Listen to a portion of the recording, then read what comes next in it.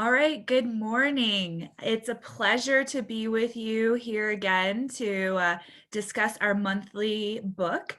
And April is Sexual Assault Awareness Month. So we thought that this would be a really good opportunity to have a difficult but important conversation about sexual assault and its impacts on people in our community. So that's why we chose the book this month, which is Jon Krakauer's Missoula, Rape and Justice System in a College Town. And so we'll be focusing today's comments on sexual assault, both within the college context and without.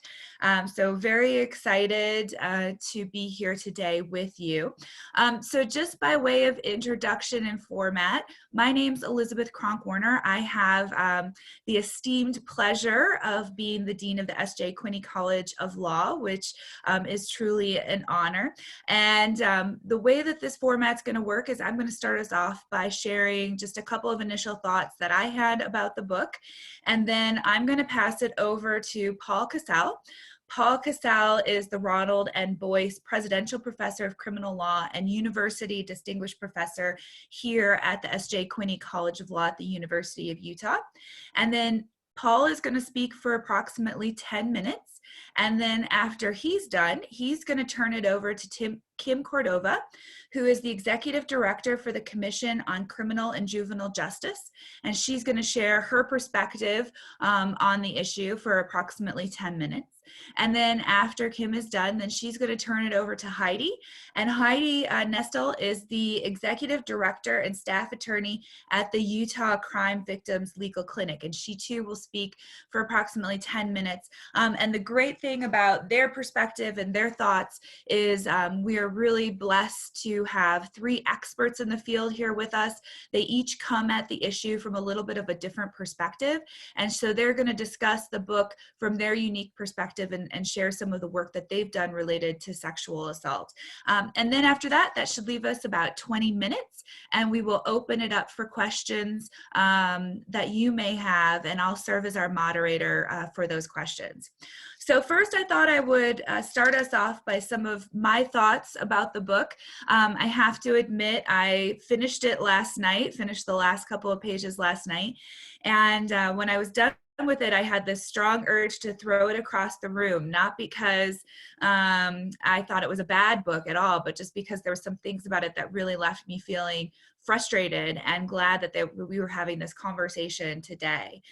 This was a difficult read for me, not just because of the subject matter, but because I was a professor at the University of Montana from 2006 to 2011.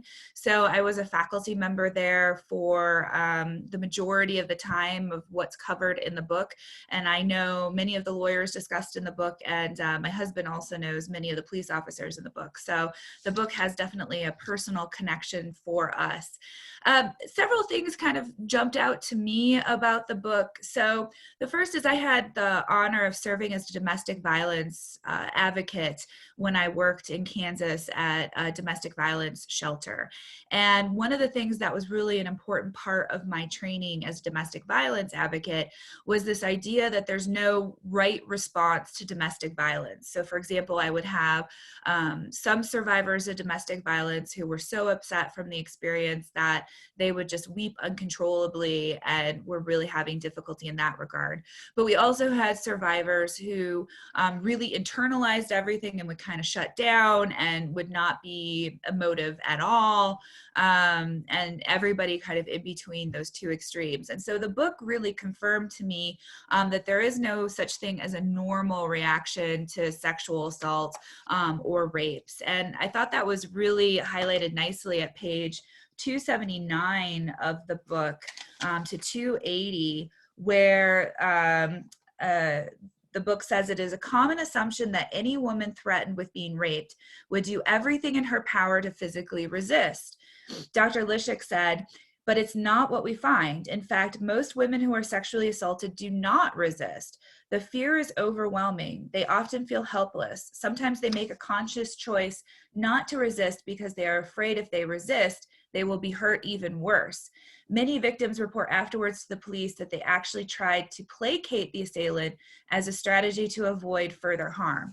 So I thought that the book did a really nice job, and kind of in the case studies or the examples that the book showed, did a really nice job of highlighting that fact, which might seem the opposite of what common sense would tell us about how people should respond in a rape or a sexual assault situation. But as we saw in the book, all of the survivors had different responses to their assaults. And that really drove home, I think, that point that we can't stereotype what a survivor of sexual assault or rape should do or how they should respond, rather that there's no such thing kind of as a normal response to a sexual assault or a rape. So I thought the book did a really nice job of making that point.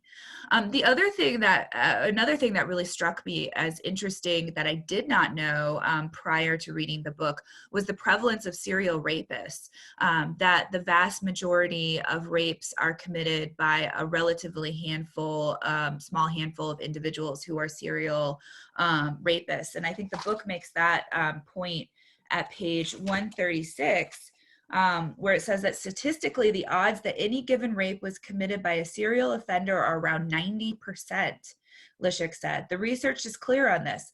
The foremost issue for police and prosecutors should be that you have a predator out there. By reporting this rape, the victim is giving you an opportunity to put this guy away. If you decline to pursue the case because the victim was drunk or has a history of promiscuity or whatever, the offender is almost certainly going to keep raping other women. So first of all, I had no idea that the incidence of serial rapists or the presence of serial rapists was that significant. But also one of the themes of the book was the difficulty of prosecuting sexual assault and rape cases, and how sometimes prosecutors will decline to prosecute these cases. And I thought this idea that 90% could be from serial rapists really drives home the importance of trying to prosecute those cases wherever possible, because even if that case isn't successful, perhaps it will have a negative impact on these serial rapists. So that's something that definitely jumped out to me as well. Another issue that really was salient to me in the book is the difference is, if you read the book, you know that it covers several women's experience, both with different forms of sexual assault and rape, and then also their experiences they went through the criminal justice process. And one of the women is a woman by the name of Allison, and she brought a case against Bo Donaldson, who was a member of the football team. And she had a relatively successful case. I think we could debate that, and some people might disagree because the ultimate sentence that he received was not necessarily what she wanted, and she really had to fight for what she did get. But he was ultimately incarcerated at the facility in Montana. And her relative, again, success in terms of her ability to have the assault investigated and then have a sentence of Bo seemed to turn significantly on the detective that helped her with the case, Detective Baker. And she reached out to him initially because she had known him through shadowing him as a high school student. So she had reached out to him and asked him to take this case. And throughout the book, throughout the sentencing hearing, the investigation, we really see that he becomes an advocate for her. He comes to meetings with her, even in sentencing hearings. And so I thought that really drove home the point that our investigators play a really important role in these crimes of sexual assault and rape, because I think a large reason why she got kind of this successful result was because of his willingness to believe her and to support her. And I think Heidi's going to talk a little bit later about this idea of trauma-informed investigation and believing survivors. And I think that was really, really clear in his role that he played in her investigation. The other thing that, I feel like we could almost have an entire panel to discuss this, but at page 267, Jon Krakauer is critical of our profession and critical of the system that we use to try to get to justice or to the truth in these types of cases. And so at 267, He writes that the preamble to the ABA model rules states, an advocate, a lawyer zealously asserts the client's position under the rules of adversary system, and the lawyer has an obligation to zealously protect and pursue a client's legitimate interests within the bounds of the law. Lawyers for each side are expected to fight as hard as they can, with the judge doing little more than acting as a referee to ensure that the rules and procedure are followed. Because antagonistic counsel are motivated to present the strongest evidence and advance the most persuasive arguments in support of their respective clients, a fair trial is ensured. The truth will come to light and the jury will be given sound basis for rendering a just verdict. That's the theory. In reality, the system promotes chicanery, outright deceit, and other egregious misconduct by trial lawyers. And I thought that was a really powerful and poignant, and I'm sure controversial sentence. But this idea that our system perhaps doesn't promote the justice that we would like it to promote. And I would really be interested to hear what our panelists think of Krakauer's critique of our criminal justice system. The last point that I'll leave off on, and then I want to turn it over to Professor Cassell, is Krakauer starts his book on page 10 by saying that Missoula is just like any other college town. That although he uses Missoula kind of as a case study and goes deep into the cases there, the incidents of rape in Missoula are not necessarily any higher than the averages in other similarly sized towns or in college towns. And so I think that really brings the point home that this isn't unique to Missoula. And I'm sure we have these challenges here in Salt Lake. And that we shouldn't necessarily think, oh, this is something that just happens in Montana. It doesn't happen here in Utah. And so with that, I think that's a really nice segue to our panelists who have specific experience here in Utah dealing with sexual assault and rape specifically. So I'll turn it over to Professor Cassell to talk about his experiences. Professor Cassell? Well, thanks, Elizabeth, and thanks for setting this up. I'm very happy to be on this panel, especially because I have not only my boss on the panel, but also two of my former students. And we're talking today about a very tough subject, but I think, as Elizabeth said, very important subject. I assume most folks have had a chance to at least skim the book, but let me just mention a couple of things that are of interest to me, and then we'll set the stage for the things I want to talk about. I come at the book as a legal scholar, someone who's also been involved in litigating on behalf of crime victims' rights. I teach a class in crime victims' rights up at the College of Law. And so if you start looking at it from that perspective, I think we see a lot of very interesting things about our legal culture. Krakauer is looking at the legal culture that exists at the University of Montana and the law enforcement agencies that investigate sexual assault in Missoula. And probably most importantly for our purposes, he's looking at how prosecutors' offices handle these kinds of allegations. And so he ends up looking at some cases from about 2010 to 2012, focusing on 5 particular cases. A lot of the book, especially towards the end, is court transcripts where he recreates in meticulous detail what happened in a couple of these cases when they entered into the criminal justice system. And what he paints throughout the book is, I think it's fair to say, a dismaying picture of what happens once a victim of sexual assault comes forward and reports what has happened. Dismaying picture of how they're treated by educational institutions, by investigating law enforcement officers, and ultimately by prosecutors who have to consider whether to file and pursue criminal charges. Now, Krakauer was not the only one to be looking at these institutions at the time. As he mentions in the book, the United States Department of Justice was conducting its own investigation, looking at how sexual assault cases were handled by the college there, by law enforcement, and by prosecutors. And they ended up finding problems with all of those entities, all of those actors in our criminal justice system, I think it's fair to say.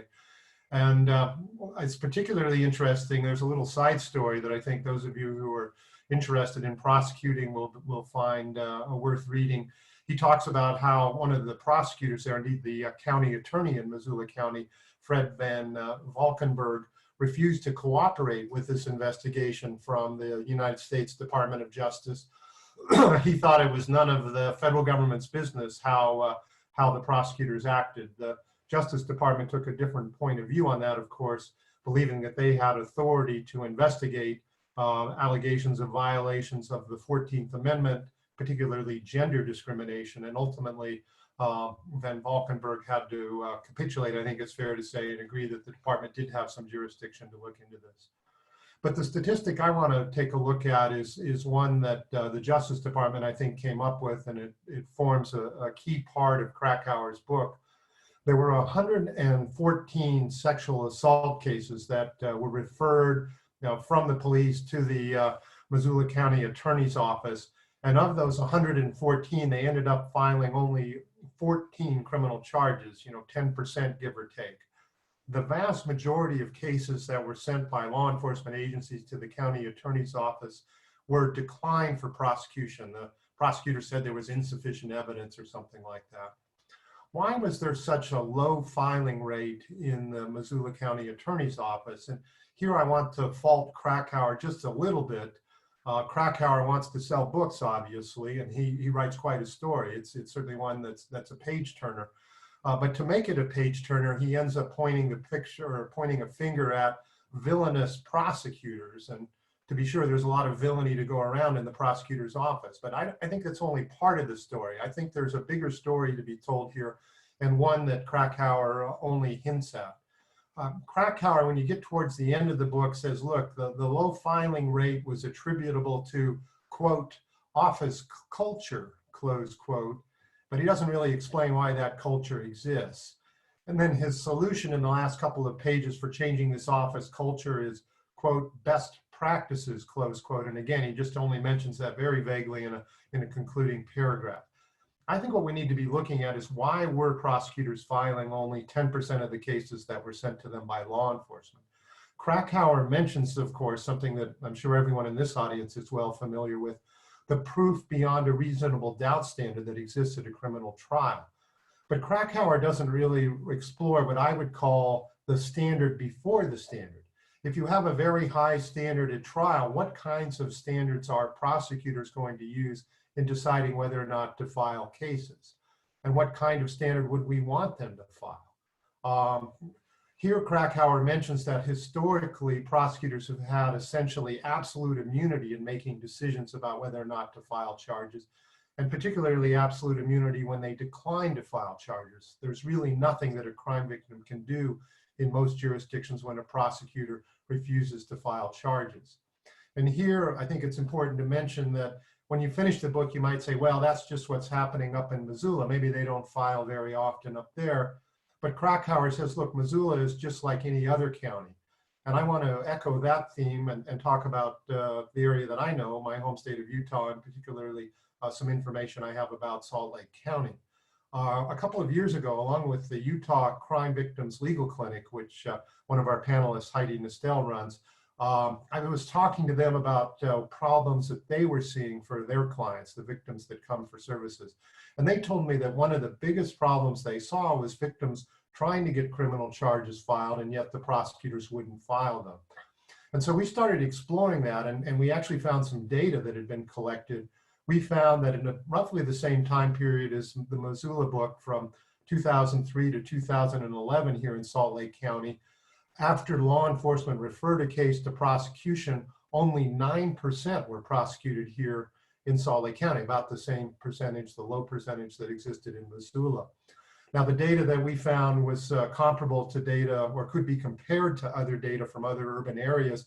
About 16 to 18% of charges were being filed in other cities that were comparable to Salt Lake County, about twice as high. And again, it's important to understand these were cases that law enforcement were bringing forward. Why is it that in Missoula and Salt Lake County and in many other states, there's just this low filing rate? And I think it's because prosecutors use what's commonly referred to as a convictability standard, or sometimes more colloquially, a sure winner standard. Is this case something that we're going to win if we go to trial, prosecutors ask. And I want to suggest that maybe we should be more generous, prosecutors should be more generous in applying that standard. The ABA, whose ethical rules have already been mentioned here this morning, has said, look, just because a jury might not convict someone isn't a complete bar to bringing a case. For example, if a prosecutor was prosecuting racial violence in the South in the 1960s, the fact that juries there might end up hanging or not convicting shouldn't be a deterrent to prosecutors filing meritorious charges. And so a couple of years ago, along with the Utah Crime Victims Legal Clinic, I went to the Utah Supreme Court on behalf of 4 women, 4 Jane Does, and we filed a petition saying that their cases had been declined here in Utah, were not being pursued, and we wanted the Utah Supreme Court to appoint a special prosecutor to pursue those cases. We filed a 120-page petition in October of 2018 in the Supreme Court. I had one of my best classes in my crime victims' rights seminar where we presented a draft of the petition to my students, and they helped to make some points about where it was weak and where it was strong. And ultimately, after we filed it, we got a whole lot of attention here in Utah. We had an agreement from some of the stakeholders to stay briefing in our case. And ultimately, we succeeded in passing legislation in the Utah legislature, which now provides for review in the Utah Attorney General's office when a first-degree felony sexual assault case is not pursued here in Utah.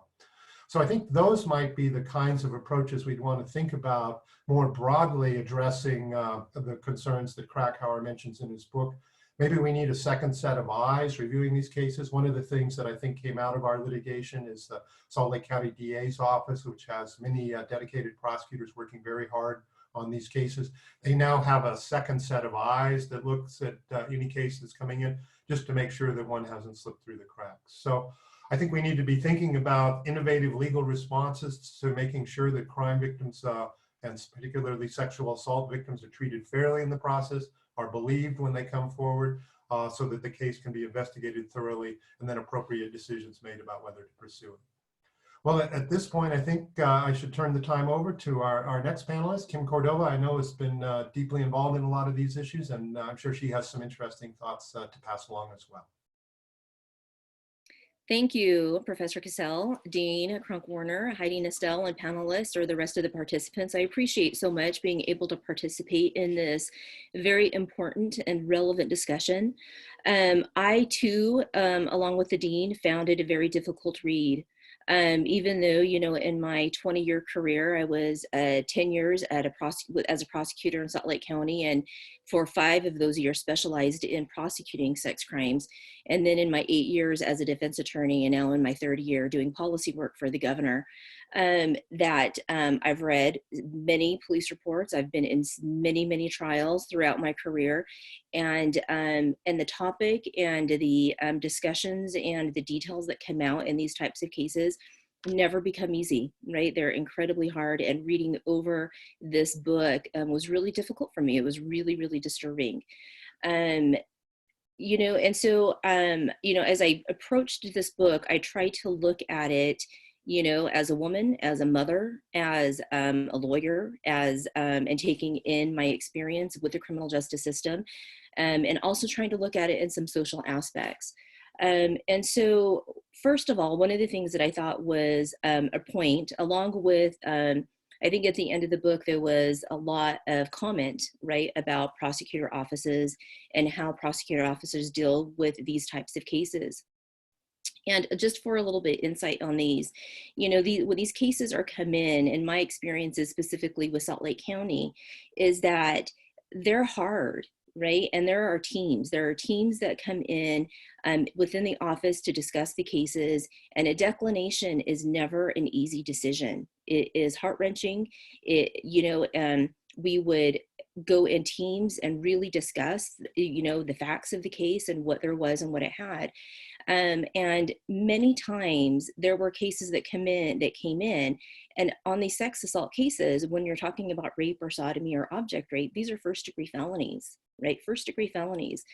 We would get a murder case, first-degree felony, and they would come in, the discovery on for screening from the law enforcement would come in boxes, right? There was details of photographs and witness interviews and canvassing, and, you know, all of these different perspectives and efforts that went into the investigation. You came in on a rape case and it was a page, maybe 2 pages. They interviewed the victim, and then they would attempt to interview the suspect or not. And that was maybe kind of it. Maybe there was a medical examination and maybe not. And so what our efforts at the Salt Lake County District Attorney's Office is that we really try to train law enforcement, right? Because the case should not rise and fall on the victim statement alone, right? There has to be corroboration. There has to be trauma-informed investigation in interviews to really build a case to support the victim statement. And so that is an area that I think is continuous and ongoing. And there are a lot of dedicated police officers who also have teams in their relative police departments who take on these assignments and that they move forward and they try to really grow and try to do what's best and try to have data and research drive their policies and their procedures and their practices. And so the work certainly isn't done, but it's ongoing. And I think there's a lot of efforts in terms of law enforcement and prosecutor offices to really try to engage and to make the best decision possible, taking into consideration the very many things that they have to. Another point that I want to make is that as we continue to talk about victims' rights, we cannot ever overlook or minimize the presumption of innocence and due process, right? And so how do we balance that? And I think that Krakauer talks about that a little bit at the end, like how do you balance, you know, the constitutional rights of the accused and the victim's rights? And I think that some of his points were really good, and he touched upon some of these things about training, about understanding and learning and how to have good investigations and how to support the victim statement, and also training for prosecutors on how to handle best these cases. And I think that Heidi's going to talk a little bit about that later. All of those are really good, I think, suggestions and really good next steps. But again, the conversation I think is always going to be continuous and ongoing. You know, and then when I hear from victims about what the resolution I think that should be. I think in the Allison and Bo Donaldson example in the book about she really had to advocate for what her voice would be in the sentencing and involved in the case. And you know, and many times, I think the majority of the time, the response from the victim and what they want to see happen in a case is incarceration. You know, I think that there were some points in the sentencing, you know, I think that they were transcripts of the sentencing hearing where there were comments like that Bo should be incarcerated for the rest of his life, that he should be raped every day to understand kind of what she was going through. You know, and that was also very difficult for me to listen to, because these young people, right, specifically in this book, we're talking about college campuses. And for these young people to be engaged in the criminal justice system and to be engaged and be involved in these very incredibly serious and traumatic events, you know, makes me question and wonder, well, what's going on, right? What is going on in these young people's environment, in their context, in their lives? What makes an 18, 19, or 20-year-old young man who is popular, who does well in school, who has a supportive family, who has friends, who has support, to then objectify and traumatize and rape another human being, right? What is going on there, and where is the questioning behind that? And I think that those questions to figure out why and what is happening in that context is certainly worth asking, right? Other things that I hear is, you know, and about the reporting, right? The reporting is so critical and it's so important so that there aren't further victims. I would want to know, how do we figure out ways to prevent the first victim, right? I think Dean Warner also talked about, you know, the serial rapists, like that five, like if there were 100 rapes, 95 of them were committed by 5 people. How is that going on? Particularly when we're talking about college campuses and we're talking about ages between the ages of 18 and 22.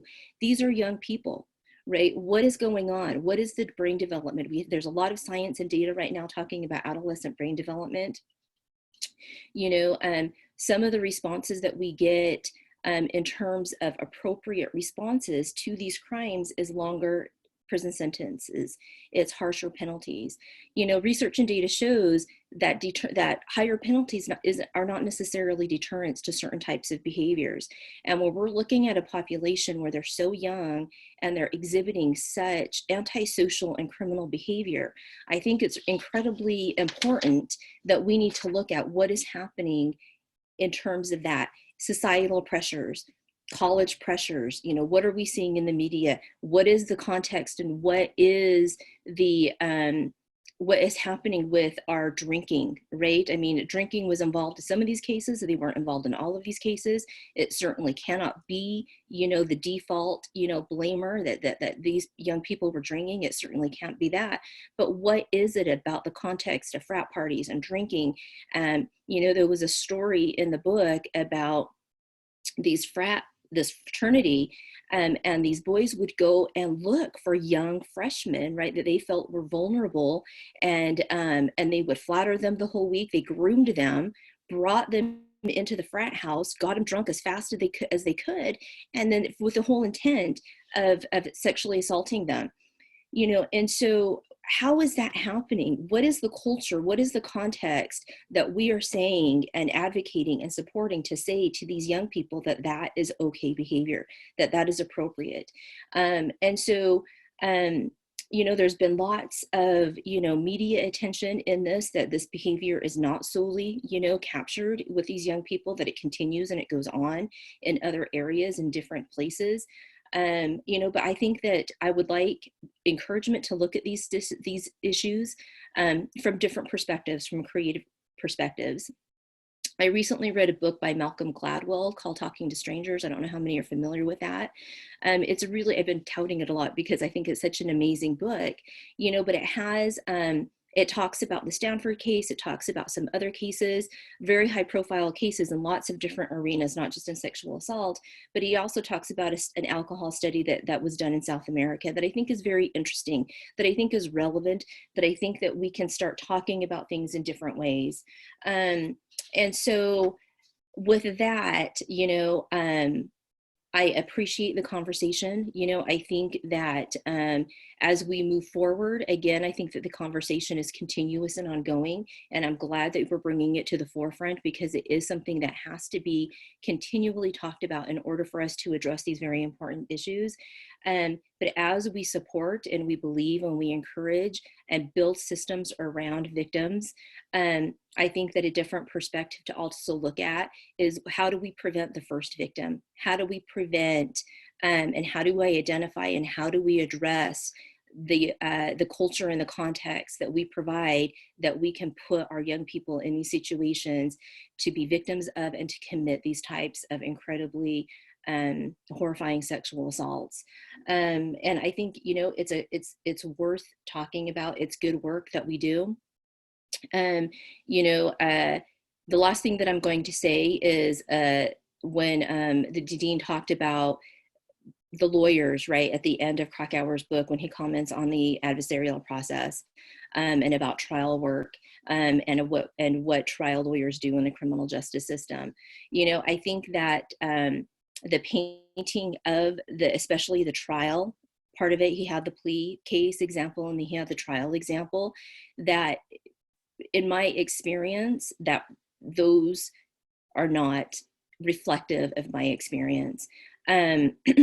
That it's not that antagonistic, that the decisions in the prosecutor's office are really hard, that everybody is really trying to do the very best that they can in these very incredible situations, that defense attorneys, when you're looking at a defendant or the accused, that they are human beings, that they have families, and that there has to be some type of balance when you're looking, and that when you're in there and you are in this litigation and you're fighting and you're advocating for your client, that person is a human being with two parents, with a support system. And sometimes I think that gets lost. Well, why are you doing this? And why are you questioning? And why don't you believe her? It's because, they believe their client too. And so with that, I am just going to turn it over now to Heidi. And again, thank you so much for inviting me to participate in this and engaging in this very important topic. Thanks so much, Kim. It is such a pleasure for me to be here. I have so much respect for Elizabeth, Paul, and Kim, and so it's very humbling to follow their remarks. Um, I will echo what has been said, and that this was a very emotional read. Maybe that's not a professional thing to admit, but this was definitely not sit on the beach and a pleasure read.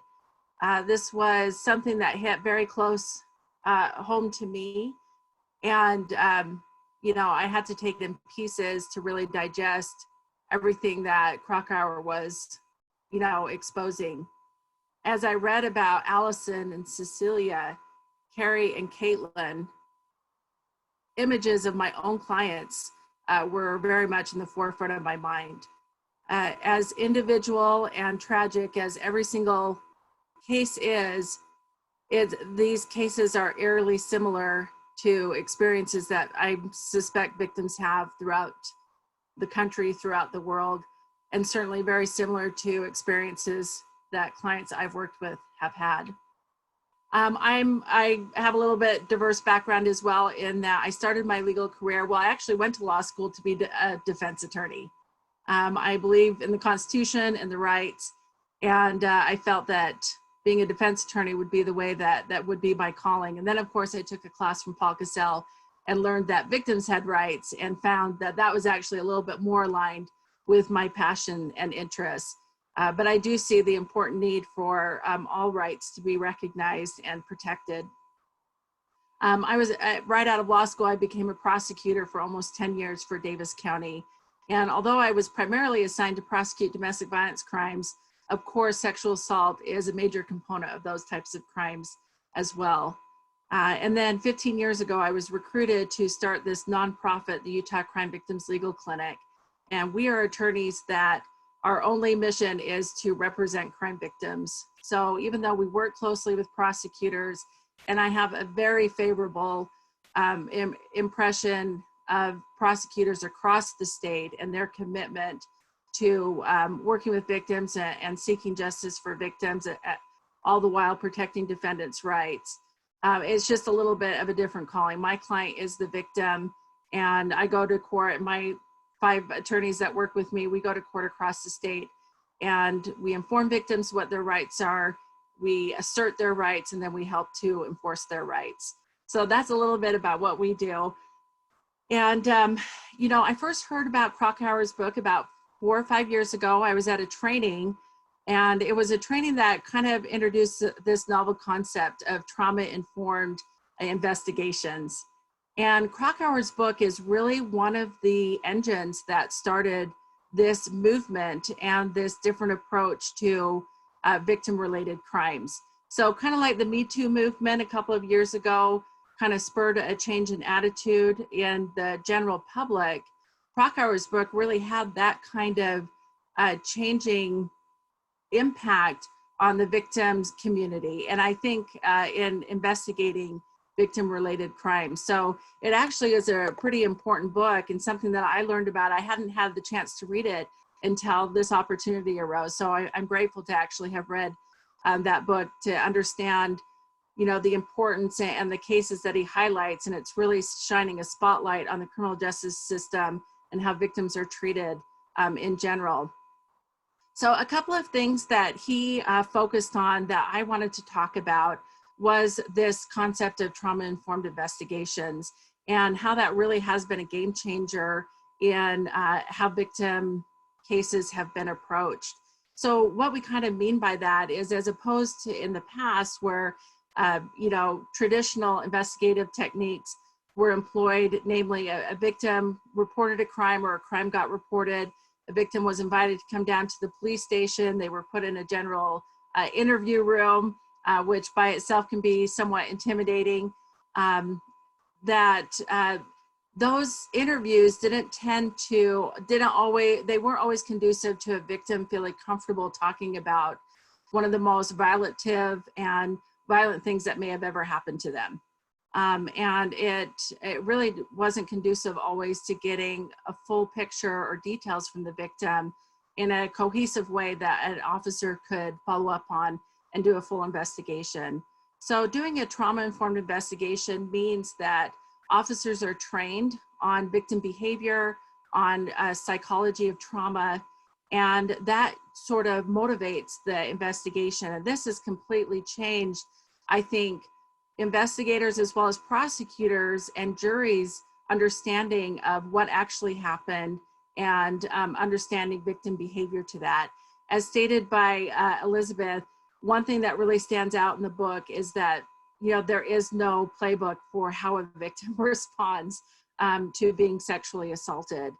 And understanding that and understanding the spectrum of different emotions and reactions and victim behavior helps a lot for professionals as well as potential jurors to understand that these sexual assaults can happen, but that we have to treat them very individually as far as what happened and the victim's responses.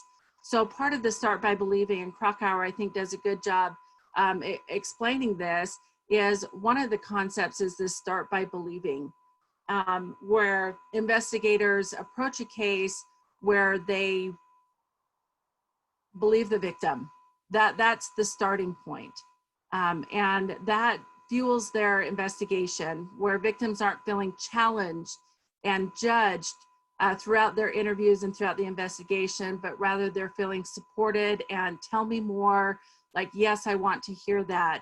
And I think the studies and my personal experience shows that victims are more open to share information and to delve into those very painful memories, to share that with the investigators in the state, so that enough information can be given so that there are leads, so that there can be corroborating evidence. You know, if someone doesn't feel judged about where they went or what they were wearing or what they said, then they're willing to disclose that, and then those details and information can be followed up on.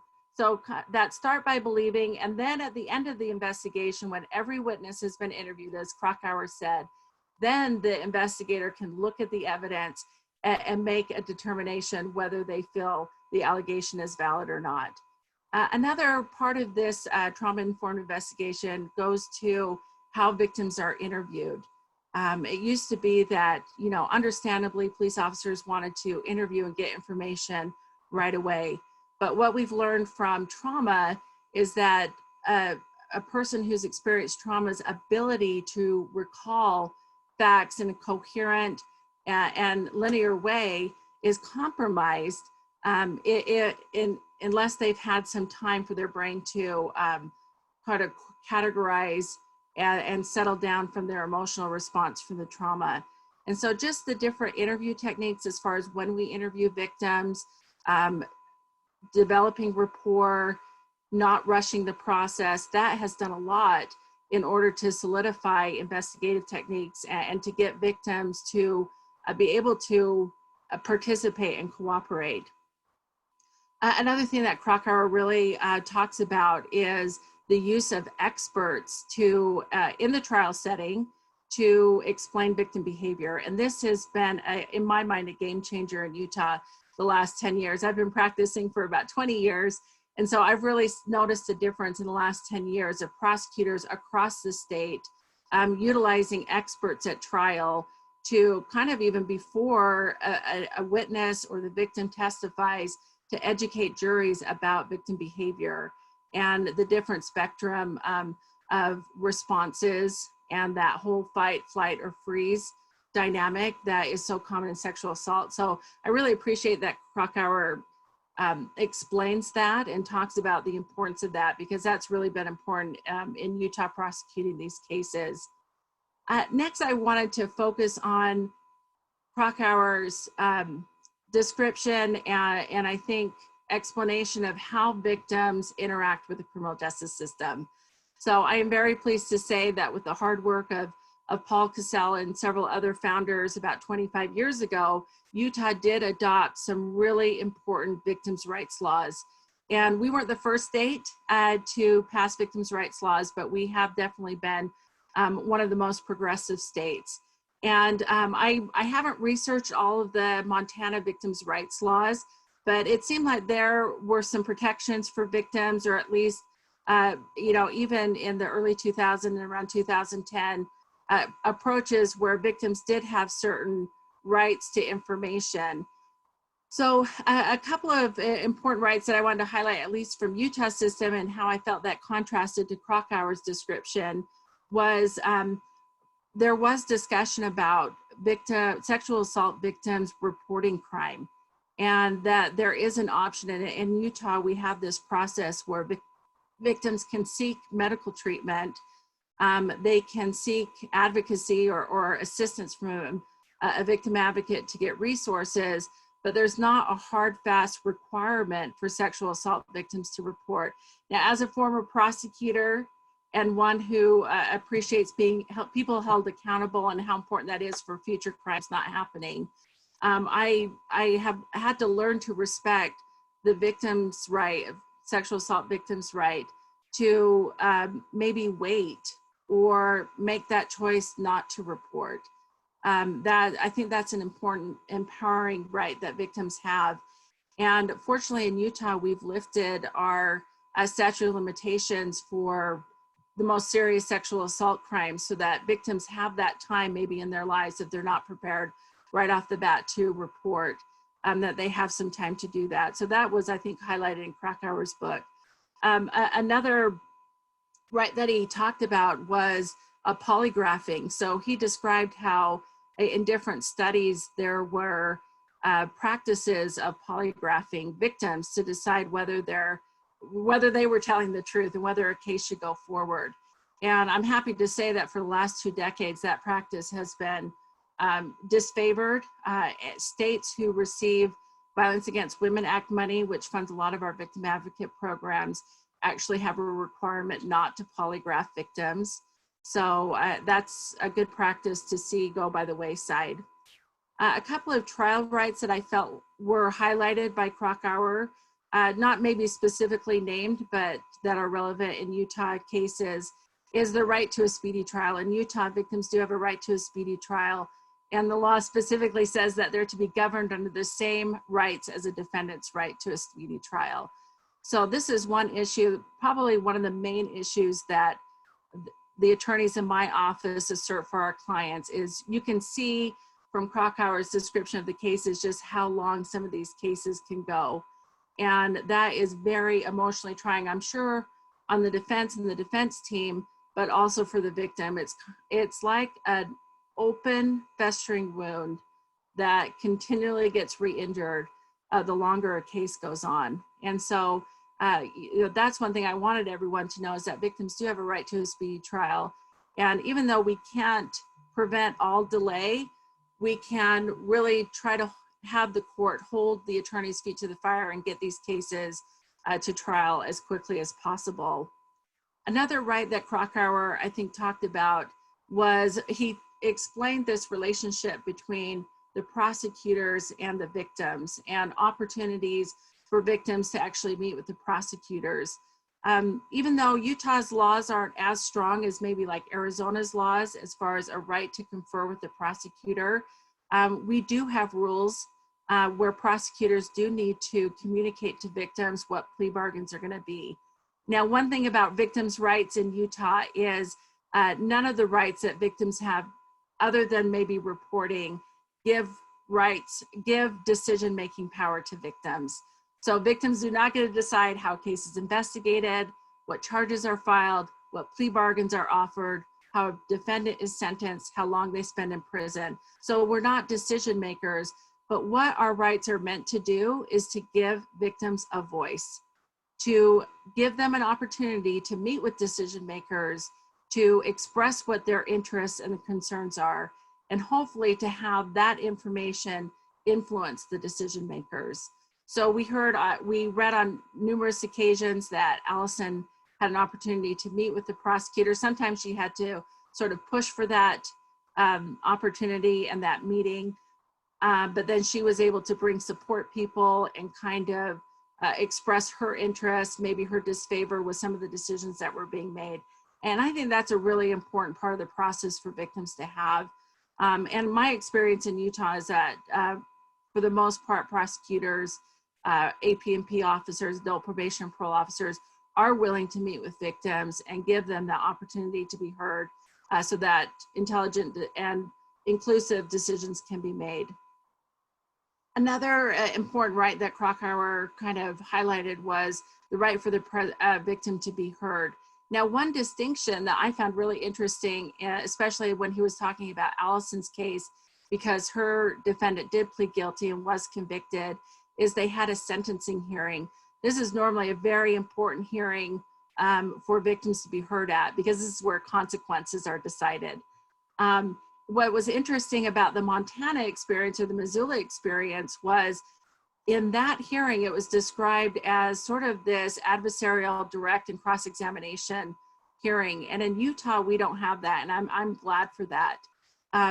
In Utah, at sentencing, it's more of an allocution where the defendant is allowed to stand up, make apologies, give explanations, maybe sometimes continue to deny their responsibility, but they have that right. And then victims have also the right to stand at the podium and speak freely and talk about the impact that the crime had on them and their recommendations, and they're not subject to cross-examination.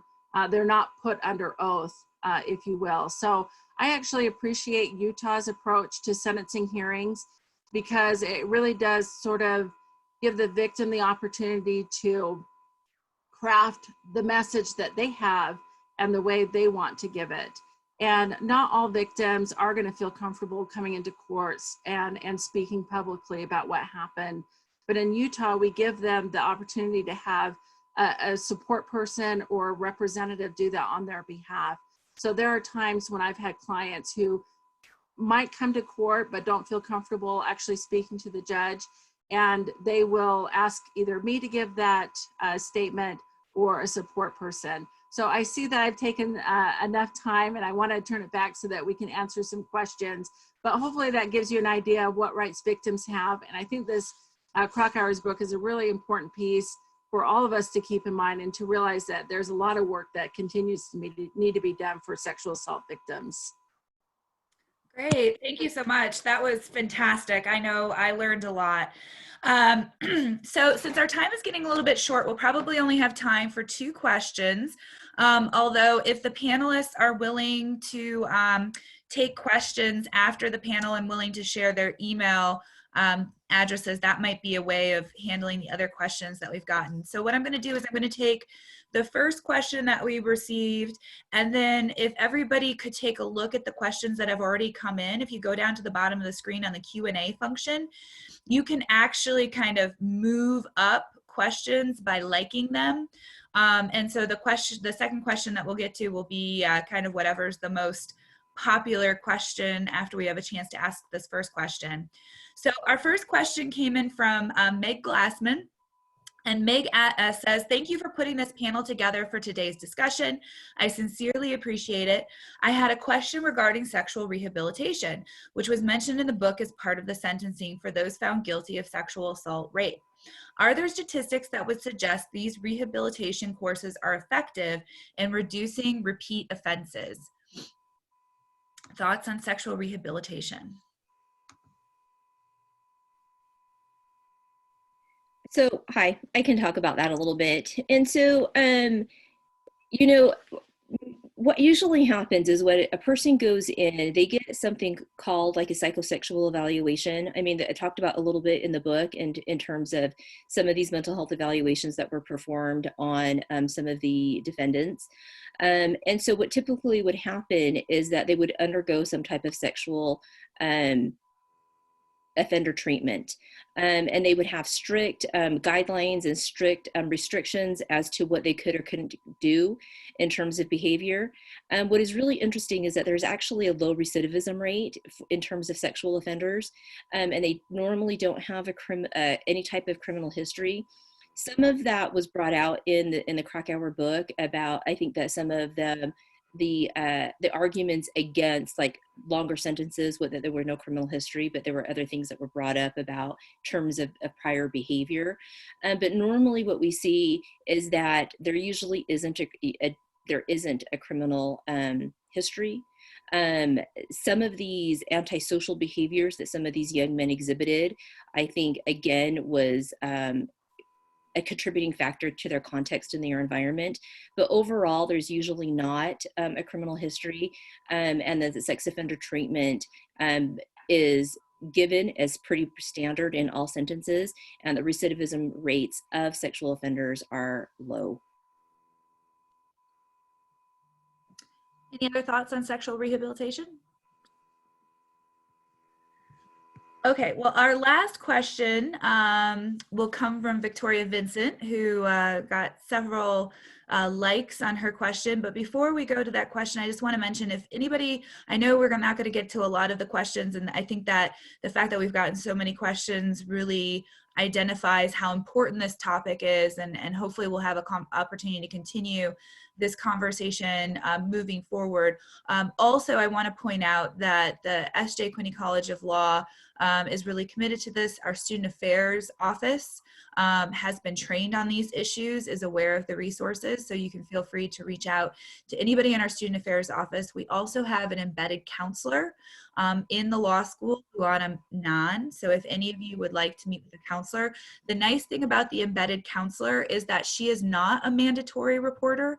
One thing for those of you who are currently at the university, I know that we have several of our law students and potential law students on this call, which is wonderful, is that you should be aware that at the university, most of us are mandatory reporters. So that means that if you report a sexual assault or racial harassment, we must report that to our Title IX office. However, the exception are our embedded counselors. So if you ever want to have a confidential conversation, please do use that resource. That's why we have it here. Also, the university has extensive resources available. If you go to the website sexual assault, all one word, so sexual assault, all one word, .utah.edu, the university has very specific resources on this topic. So I just wanted to make everybody aware of that before I go to our final question. So our final question comes from Victoria Vincent. She says, the book described a common defense tactic as using moaning statements to confirm victim pleasure. In the trial reviewed in the book, the prosecution never seemed to stand up to the statement or say that the moaning could have been in pain or agony. Was there a reason why the prosecution did not stand up against the statement? Why is this such a successful defense tactic in rape cases, at least based on the statistics in the book? Let me take a quick stab at that, because I think it touches on rules of evidence and maybe some of the themes that Krakauer was mentioning. That becomes an issue of expert testimony because the individual victim can't explain what are normal or abnormal circumstances in these attacks. And so the prosecution would have to put in expert testimony. But the way some of our evidentiary rules are organized right now, the obligation is on the prosecution to disclose everything, and there are very few reciprocal discovery obligations. So my sense reading the book is that the prosecution was caught off guard, didn't have an expert ready to deal with that particular point, and so they were hamstrung during the case. The solution for that, I think, and this might make a lot of sense for a lot of reasons, is to expand discovery to include more obligations on the defense if they're going to be making particular arguments, to disclose those ahead of time so the prosecution's in a fair position to respond. Again, I wouldn't try to restrict the kinds of arguments defense attorneys could make, but at least just have a disclosure obligation so prosecutors are able to provide competing evidence for the jury to consider. Well, I want to thank all of our panelists. I know we've gone a little bit over time, but I think, again, that's indicative of the importance of this conversation. And I know I really enjoyed reading the book, learned a lot from the book, and definitely learned a lot from our panelists who are experts in their field.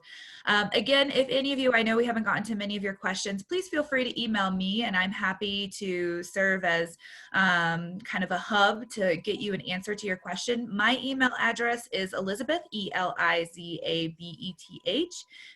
Warner, Warner, at law.utah.edu. And if you want to send me or email me your questions, I'd be happy to reach out to our panelists to get you an answer, because I apologize that we didn't have more time to have these conversations. And again, just a reminder that at the University of Utah, we have resources that are available for anybody who may be a survivor of sexual assault or rape. So again, I want to thank our amazing panelists. This has just been a fantastic conversation. I wish we could continue this conversation all day. Thank you for your time, and thank you to all the to the attendees who took the time to join us today. We really appreciate it. So hopefully we'll see you next month for our book review at the end of May. Thanks so much, everybody. Bye-bye. Thank you.